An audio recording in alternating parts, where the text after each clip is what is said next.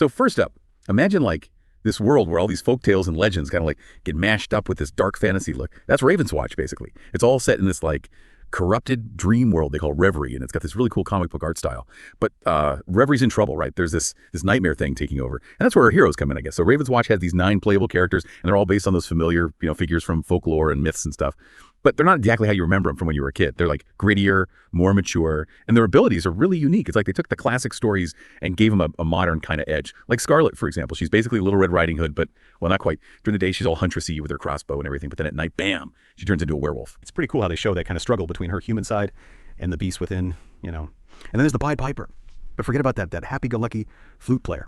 This guy's weapon is music, literally. He summons these swarms of plague rats and just overwhelms his enemies. It's kind of creepy, actually, turning a charming character into something, well, a bit nightmarish. Let's talk about the gameplay itself. Ravenswatch is a roguelike, so, it's going to be challenging. And yeah, you're probably going to die a lot. But don't worry, the game's set up with this 3-day-night cycle that adds a whole layer of strategy. So during the day, you're exploring these maps, gathering loot, upgrading your hero, and battling all these crazy creatures. And the maps are different every time you play, so it never gets boring. You might find hidden treasure or run into a tough enemy or even stumble upon a secret area with awesome rewards. It keeps things interesting, even after you've played a few times. But here's the catch. At the end of each day, you have to fight a boss. One thing that really stands out is how Ravenswatch respects your time. I mean, roguelikes can be really hard, right? And sometimes the single run takes forever. Seems like Ravenswatch kind of gets the balance right. Like, you can finish a whole run in about an hour, so it's not a huge time commitment.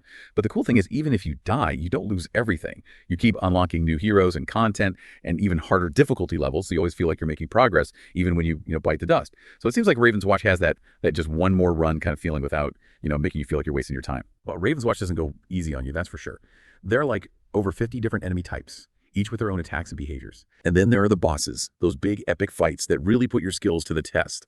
But from what I've read, the difficulty feels fair. It's not like they throw cheap shots at you or just overwhelm you with enemies.